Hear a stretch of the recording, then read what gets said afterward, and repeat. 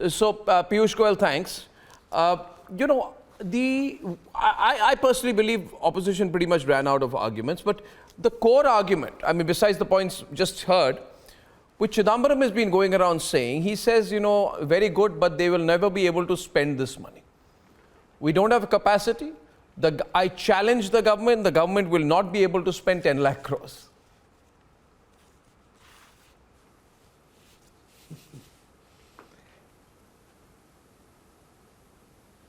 Yeah. I'd like your response to that, please. Can you hear me?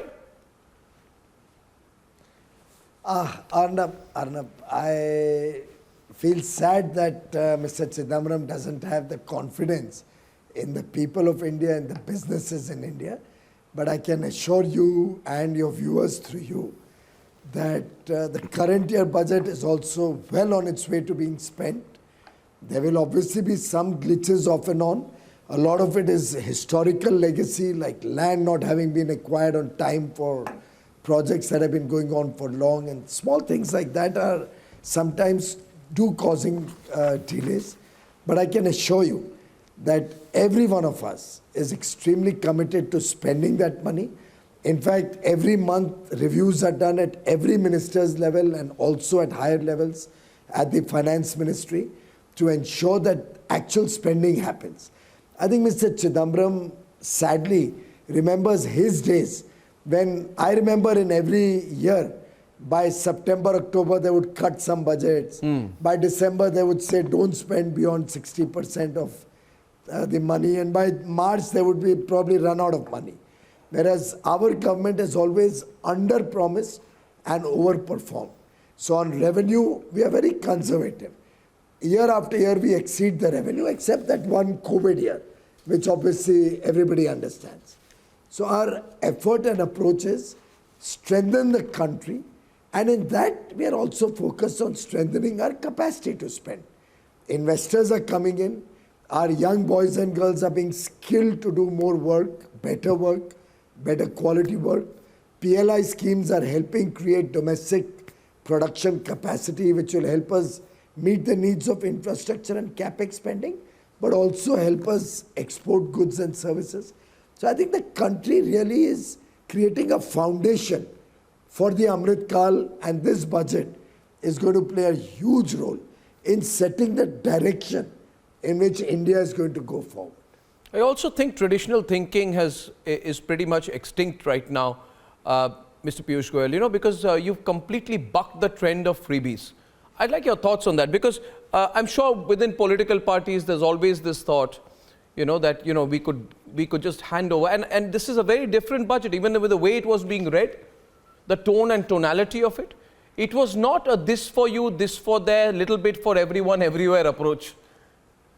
I think that was completely missing. What do you think? Even that, there's no effort to even make it symbolically this for you, that kind of budget. Very business-like, I thought. Arnab, you know, I appreciate your saying that, and we must compliment Finance Minister Mrs. Sitharaman for her matter-of-fact and business-like approach. I can only share with you that I've been now in government with the Honorable Prime Minister Shri Narendra Modi for several years. Not once, and I repeat, not once, has he taken a decision or allowed or encouraged us to take a decision, keeping one or the other election in mind. I remember in 14 and in 19, both times, soon after the election, he would call his whole team together and he would say, elections are over, people have reposed faith in us, now it's our job to take care of the country. Yeah. Now it's not whose government, which people voted for you, didn't vote for you.